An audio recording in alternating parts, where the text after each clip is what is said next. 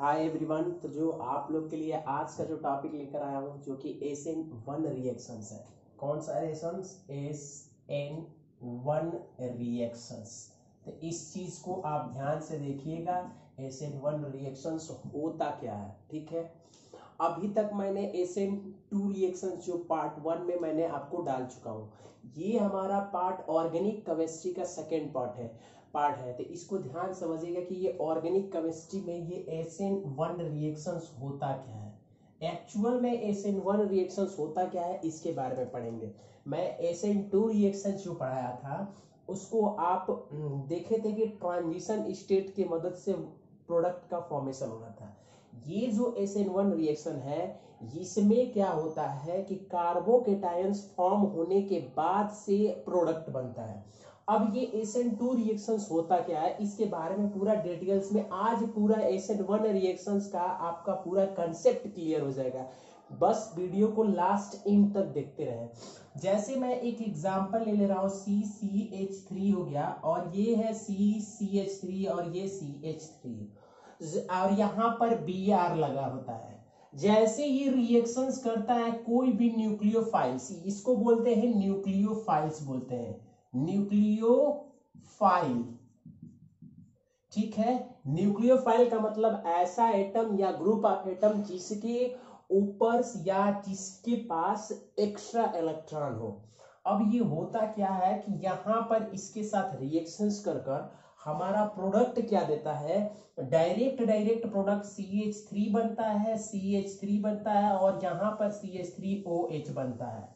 भाई तो बन तो रहा था, SN2 में भी यही प्रोडक्ट बन रहा था, लेकिन इसमें ये दो स्टेप में होता है। SN1 रिएक्शन जो होता है केवल SN2 जो रिएक्शन होता है 1 स्टेप में होता है, 1 स्टेप में पूरा कंप्लीट हो जाता है। लेकिन जो हम SN1 रिएक्शन पढ़ा है ये SN2 रिएक्शन के बारे में बता रहा हूं कि 1 स्टेप में कंप्लीट हो जाता है, लेकिन SN1 रिएक्शन होता है ये 2 स्टेप में कंप्लीट होता है। कितने में? 2 स्टेप में, ठीक है। तो इसे अच्छे से जान के रखिएगा। आगे बढ़ते हैं, अब इसके बारे में डिटेल समझने की कोशिश करते हैं होता क्या है, ठीक है। अच्छे से समझेंगे तो ज्यादा अच्छा से समझ में आएगा। अब मैं बात कर रहा हूं SN1 रिएक्शंस। SN1 रिएक्शंस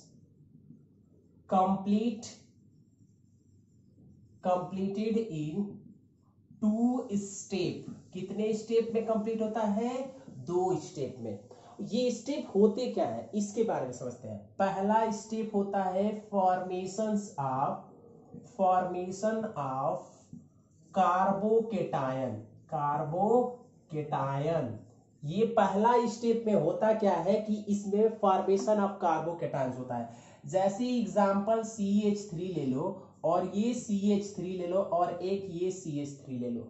जैसे ये Br क्या करता है, रिएक्शंस प्रोसीड करता है, तो पहला स्टेप में ये क्लीवेज होता है, C और Br के बॉन्ड टूटते हैं और टूटकर हमारा CH3 और ये CH3 यहाँ पर प्लस और Br माइनस निकल जाता है। इसी को बोलते हैं कार्बोकेटायंस formation.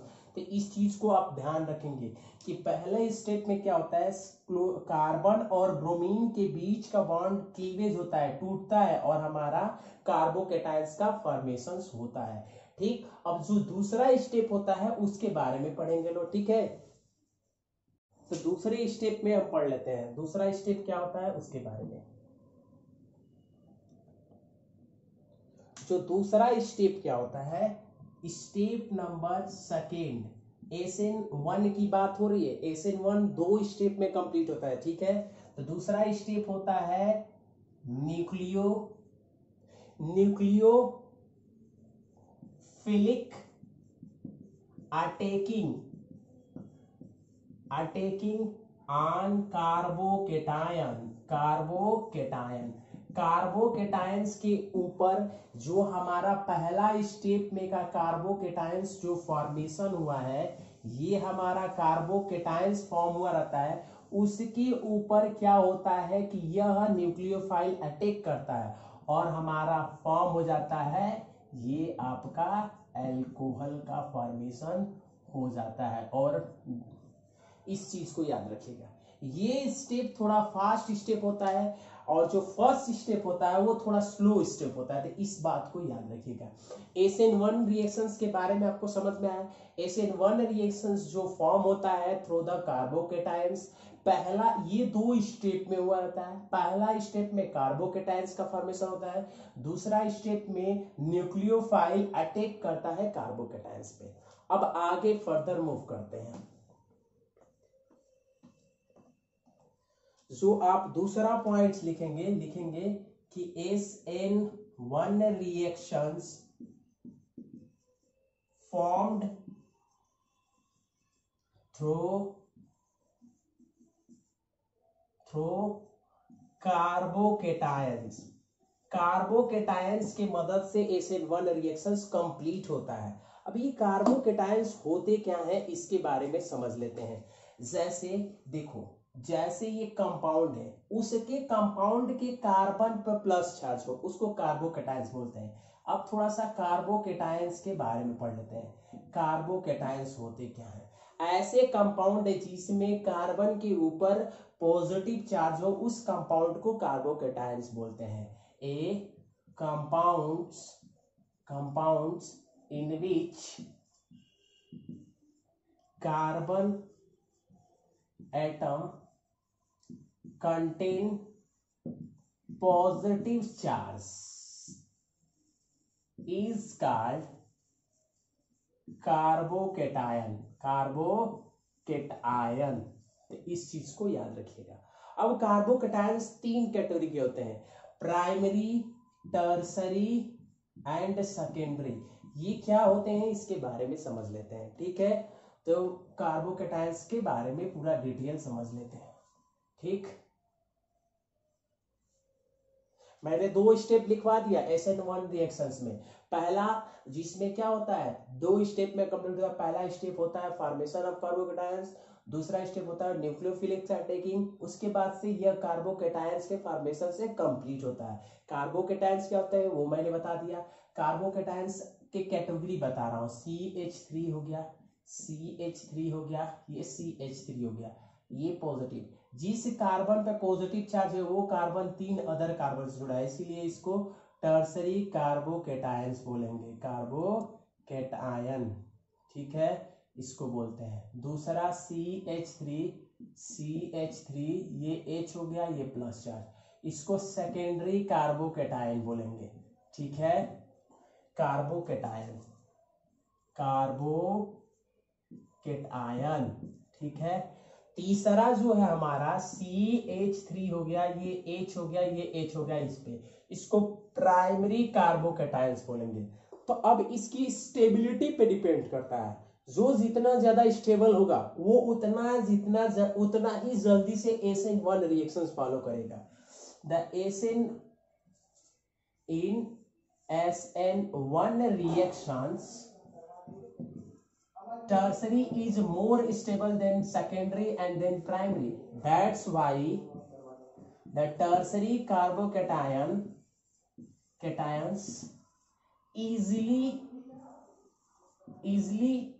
easy follow the SN1 reactions। इसी वजह से यह आसानी से SN1 रिएक्शन ज्यादा जल्दी से फॉलो करता है। SN1 रिएक्शंस दो चीजों पर डिपेंड करता है।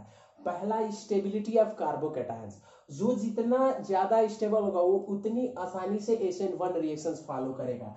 तो ये हमारा टर्सरी, इनसे ज्यादा ये स्टेबल होता है, इनसे ज्यादा ये स्टेबल होता है, इसी वजह से टर्सरी इजीली से कार्बोकेटायंस का फॉर्मेशन करता है।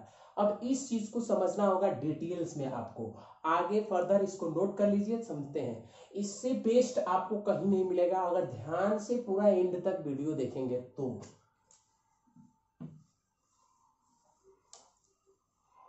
अब एग्जांपल ले लेते हैं, जैसे आपका ये है CH3 और यहाँ CH है, CH3 है।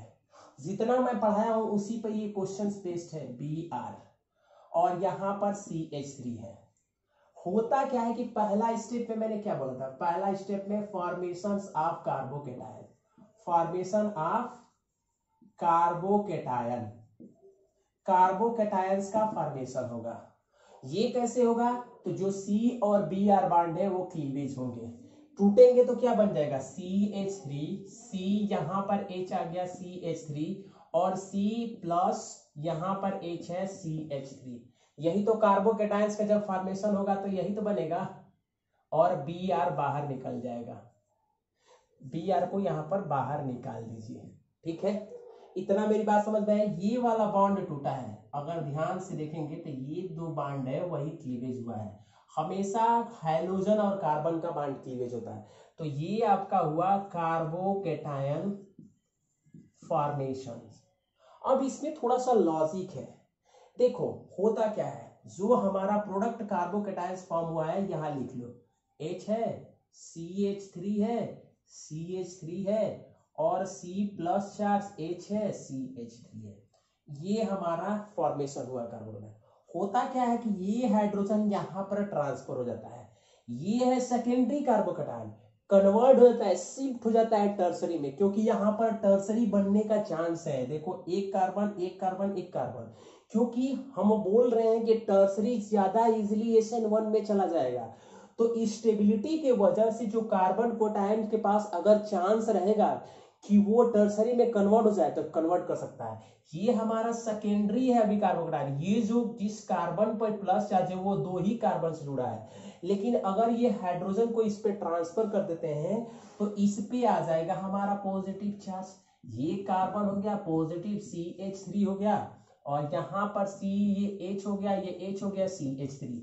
अब ये हमारा टर्सरी कार्बोकेटायन हो गया, तो यहां पर चांस था कि शिफ्टिंग हो जाए, इस वजह से। तो याद रखते हैं कि SN1 फॉर्मेशंस में अगर हमारा चांस बन रहा है कि टर्सरी कार्बोकेटायंस बन जाए तो आप टर्सरी कार्बोकेटायंस बना लीजिए, उसके बाद से न्यूक्लियोफिलिक अटैकिंग कराइए।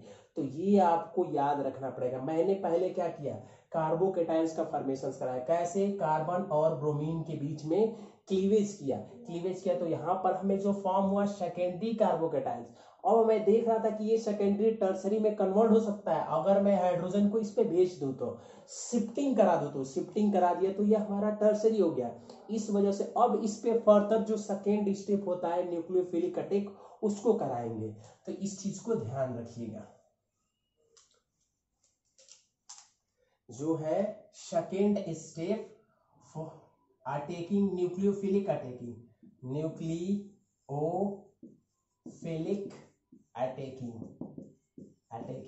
ठीक है।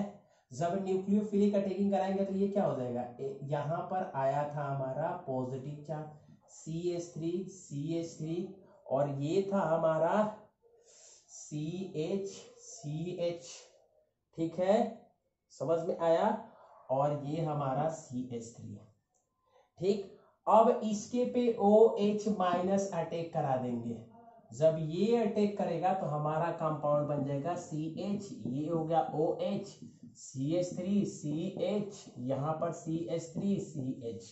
ये आपका एक्चुअल कंपाउंड फॉर्मेशन हुआ। कब? जब SN1 रिएक्शंस फॉर्मेशन हुआ। तो अब इसमें थोड़ा सा आपको डिफरेंशिएशन बताएंगे अच्छे तरीके से, आखिर में होता कैसे है। अगर SN1 फॉलो करेगा तो ये हमारा मेजर प्रोडक्ट बनेगा, ठीक है। SN2 रिएक्शंस फॉलो करेगा तो कौन सा मेजर प्रोडक्ट बनेगा। तो इस चीज को आप आराम से समझिएगा। देखो हमारा था क्वेश्चन CH3C, यहां CH3 और ये H आया था, और ये CHBr हो गया और CH3।